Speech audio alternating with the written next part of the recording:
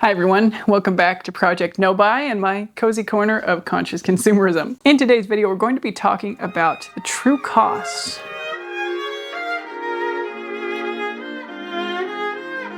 So my initial conception for this video was actually going to be kind of a reaction, but then I thought better of it because of all topics to seem morally superior or negatively judgmental about, this seems like one that would very quickly go that way.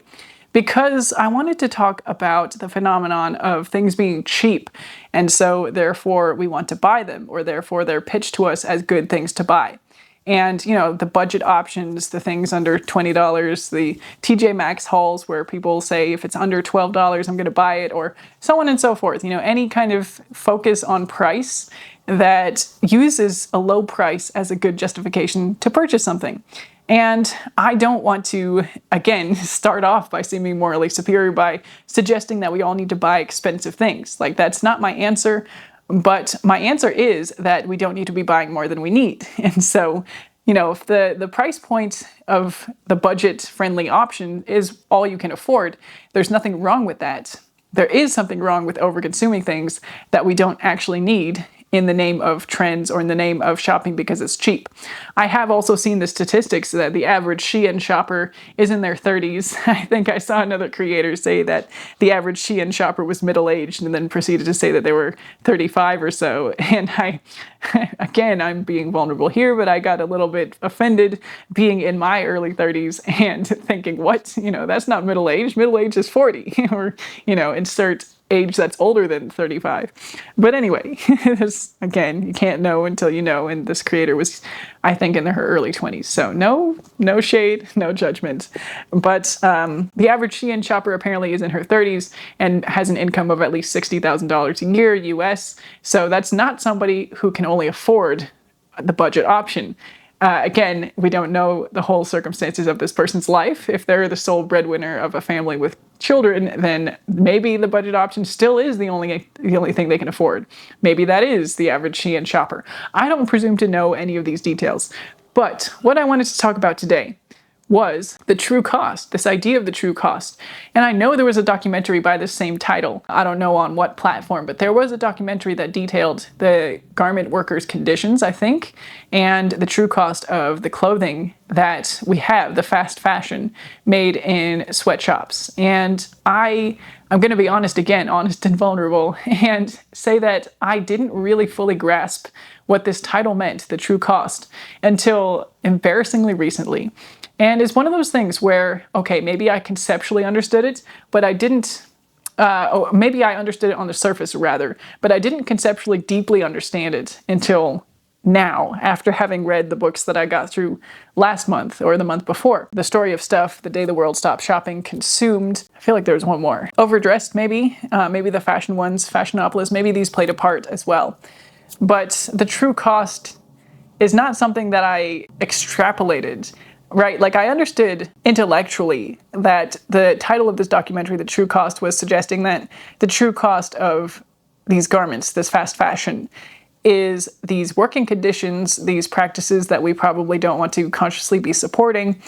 But I didn't approach it in the way that I now do, in that the true cost applies to me when I'm confronted with the purchase price of an item, if that makes sense. So, I mean, I'm not advocating for this to be your approach either, let me be clear, but it did kind of shift my understanding of what the true cost actually means. And so I guess now, if I'm confronted with a $5 shirt from Shein or Old Navy or one of these companies that is undoubtedly using questionable practices to manufacture their goods, the true cost of that $5 shirt or whatever it is not just the money out of my pocket, but it's also the labor conditions overseas, the system of capitalism that we've wound ourselves up in, and is not something that we instigated, but it is part of the cost of that item. And it is something that we can choose to weigh in to our decision making. And so again, you know, I've talked about this fairly recently even about how it can be a struggle to decide how often is okay to give in to these impulses to do something that we know is not right. and how I think I'm one of those people that likes to do things in moderation and can have a fairly good control over what's reasonable. In categories like drugs, alcohol, I am very comfortable with indulging once in a while and not going over a limit of what I consider healthy and acceptable. And to give some context there, I drink very rarely, less than once a month, I would say, and oftentimes socially. So when there's a social occasion, when it's the end of year work party or whatever, and everybody's, I'm not doing it because everybody's doing it, let me be clear, but it is a time of festivity, a time where the indulgence feels kind of enhancing of the occasion, and I enjoy it, have a good time, loosen up a little bit, all the things people like about it. But it's not something that I get swept up in. It's not something that I crave. It's not something that I have an internal debate about should I, shouldn't I? And there are multiple reasons for that, I guess. It's the same with things like unhealthy food. And it maybe hasn't always been like that, but in this day and age, these days, in my presence, I can have a moderative habit of having a small sweet treat and it doesn't spiral into an unhealthy diet as a whole. And, I've tried to set my life up so that things are easy in that regard.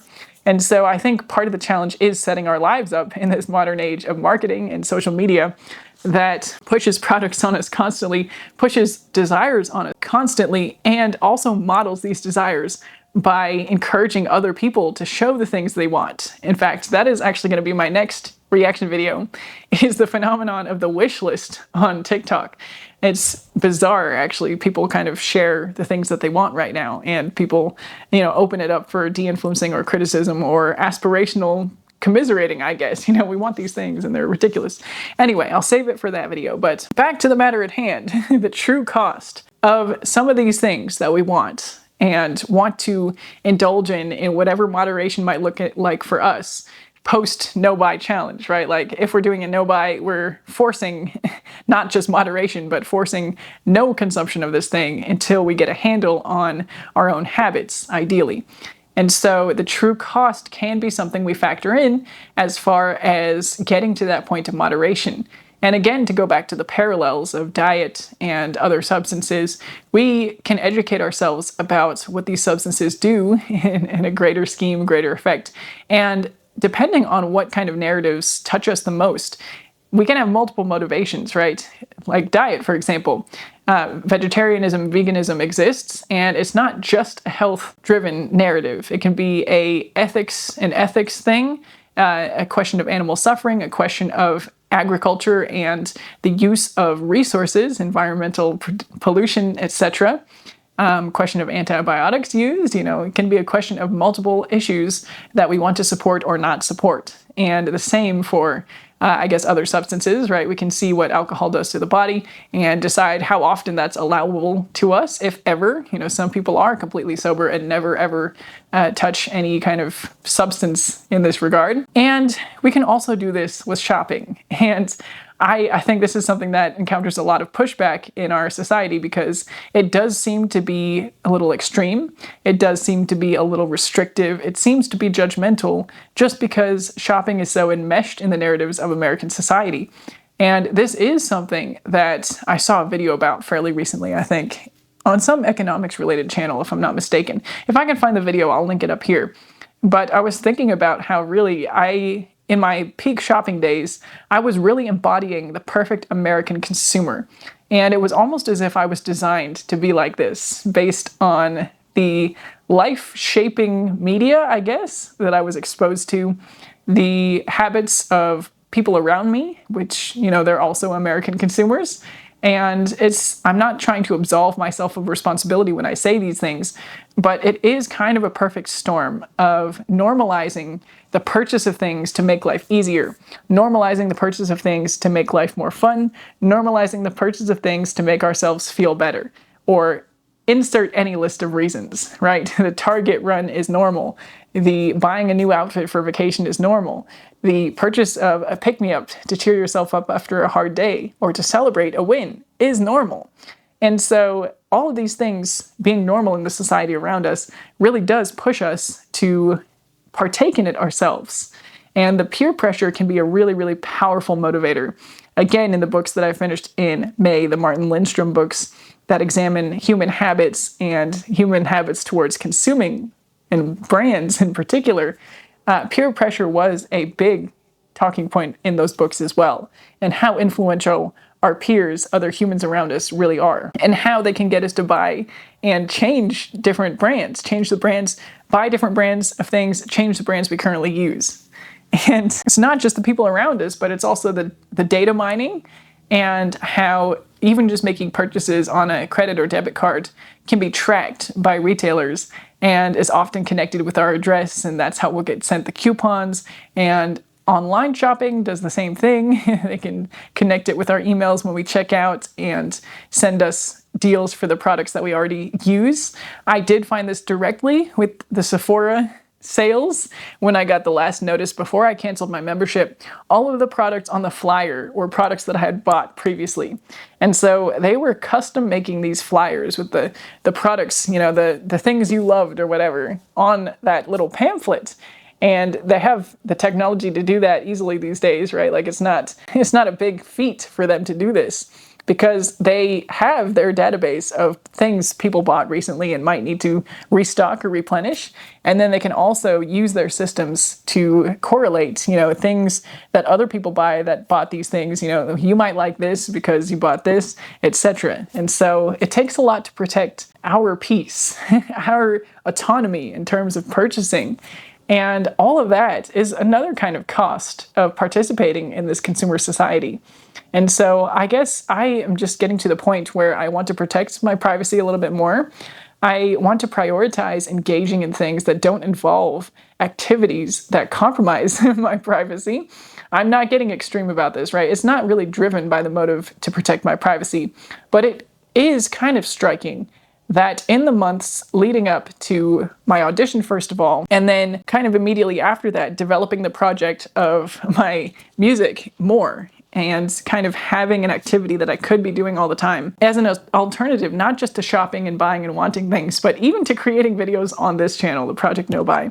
You'll have noticed maybe that I've stuck to the 2 videos a week, and I'm probably not going to go back up. There are other things now in my life, I guess, that occupy the energies that used to be spent towards wanting things, participating in consumer society, supporting these things, these costs that I don't actually want to support or participate in the ways that I was before.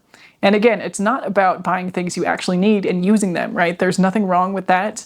And I'm not trying to demonize buying things, even things that you just want and don't purely need all the time, right? I want to be clear, there is a limit, but I'm not trying to make that a reprehensible activity in itself. Again, going back to the other parallels, I don't judge people for indulging in caffeine or alcohol or other substances or unhealthy foods or anything like that. But if I see or am involved in somebody's lifestyle and they are eating cake for every meal, I'm probably going to start feeling a certain type of way and being concerned for their well-being. And so there's a line with all of these habits. And while I can recognize that I was at a concerning point regarding these habits a couple of years ago, I do think that the Project No Buy journey was highly necessary for me and still is. And there's some element of fun in the challenge of not buying anything for a year that I am still deeply attracted to. But I am struggling to get back onto that wagon right now, just in the name of the other activities that I also want to do.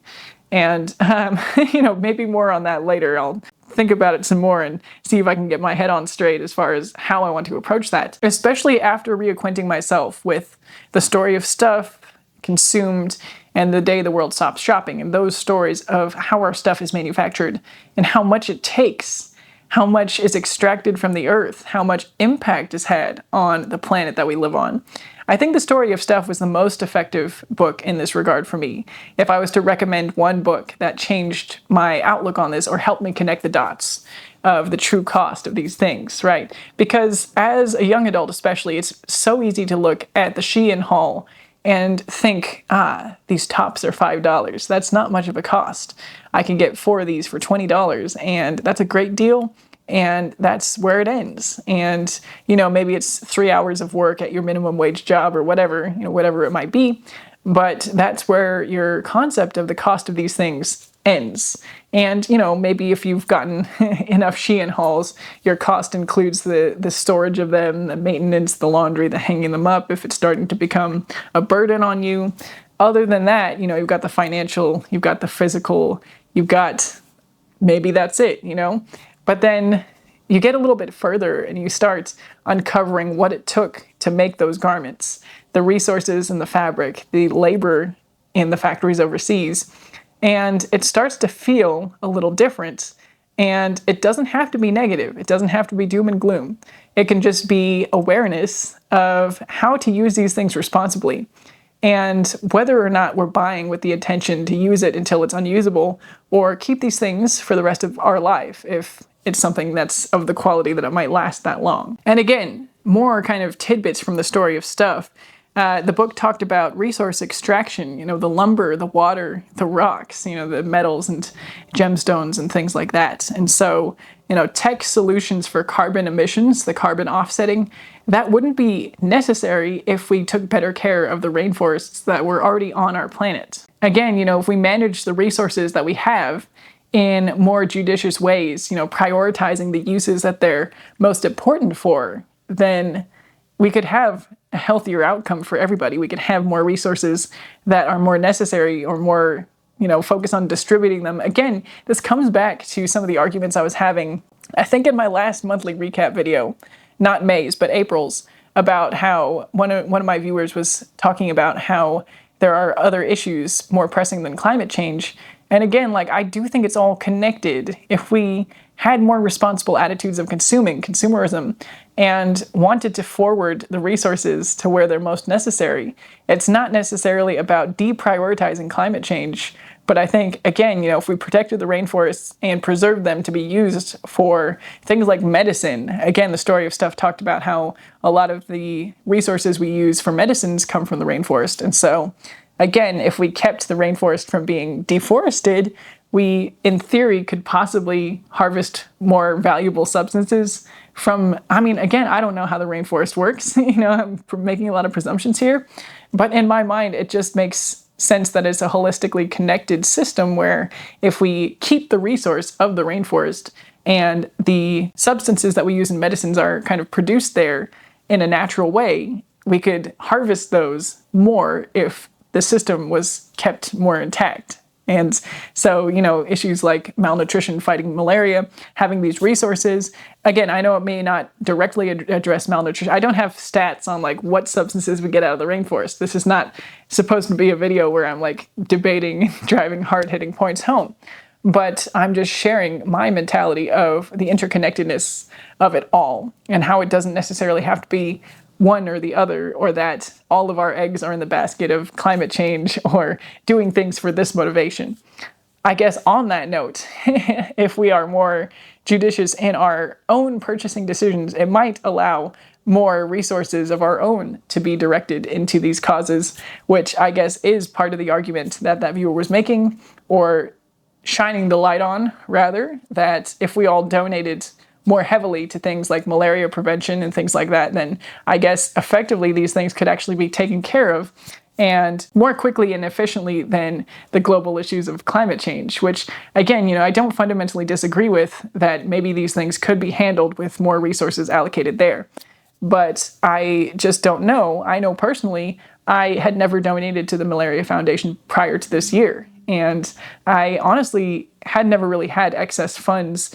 And yes, some of this was due to excess shopping. Some of it's just due to being a young adult coming into various different jobs and lacking stability in life. So I, now having a more stable position, might be able to make more of an impact in donating in the years going forward. But anyway, that was a massive tangent. I mean, I guess in some ways it wasn't, though, given that the true cost of something is always that if we spend money here, we take money that we could have spent elsewhere. And so, you know, maybe in some ways it does make sense. Another thing the book talked about that was a staggering statistic for me, and again, I had read this book before, but, you know, to reacquaint myself with this, the book said that it takes 36 gallons to make 1 cup of coffee, the beans and all that, you know, to grow the things that you need, and then 200 plus gallons for a single t-shirt, which, you know, that's a lot of water. And there are still issues with people getting enough drinking water or clean water for personal uses, personal home uses in parts of the world. And so again, you know, this is part of the true cost of consuming these things that we don't strictly need. I guess not only that, if we just think about it on the surface, anything that's manufactured, anything we make even, is going to come with some parts of waste. Anything that we can craft, you know, there's going to be offcuts of our crochet projects. There's going to be little bits of trash, I guess. It doesn't really matter what it is. Even if you're weaving a basket out of sweetgrass or flax or whatever it is, there's going to be the offcuts. And we always try to repurpose these things. You know, they, especially in the natural world, in the braiding sweetgrass references, you know, they try to repurpose every little bit of anything that they consume. And I do feel like in some cases this has been deprioritized in the age of manufacturing, in the age of scale, production economy of scale, where it's cheaper to make hundreds of thousands of something and sell them for cheaper than it is to produce just the amount that's needed. And in that case, the cost would have to be higher. So it's cheaper to actually waste a bunch of product than it is to make just the right amount, even though it's not cheaper in the expensive resources and pollution, etc. But anyway, it's really hard to get the true cost of anything in our lives, I guess, is maybe the closing thought of this video. And in some cases, we're never going to really know the true cost until after the fact, or until it's, I don't want to say too late, but until we have to make modifications to recoup some of this cost that we're not okay with losing. And so this is just, I guess, food for thought today, and I would love to hear any thoughts you have in return or in response to this, the true cost of the things that you use, the true cost of things that you might be contemplating, you know, wanting to buy. If I'm going back to my wish list in my May recap, you know, the true cost of something like a labubu doll. Again, I would not be surprised if that was an economy of scale product where they make things extremely cheaply and overproduce and use factories with subpar labor conditions and pollution and have poor environmental practices and how they dispose of their waste. And, you know, there's little pieces of plastic involved in there and synthetic fur and all these kind of pollutant-rich practices, dyeing these things different colors. And, you know, I'm not entirely sure that it's worth supporting all of the things that might go into the creation of a cheap toy like that, or, you know, even if it's not cheap for what it is. That's a kind of a whole other discussion though, right? Like, is $20 or $21.99 for a toy little doll cheap, or is it not cheap? And that depends on a whole host of factors. If everyone's getting paid fairly and everything's disposed of properly and it's a good job for everybody involved, then it's not too cheap. But if it's not a good job and things are being done poorly or waste practices aren't managed and people aren't paid, then it's not cheap and it should be cheaper. But anyway, that's where I think I'm going to wrap it up here today. This was a little bit of a convoluted one, but I hope it's at least given you some companionship through these thoughts, through these ideas. I am sure many of you have been thinking about this or have already thought about these things on your end as well, over here in this community of conscious consumerism or in this project of not buying things. All right, with that, I will say bye for now and see you in the next one.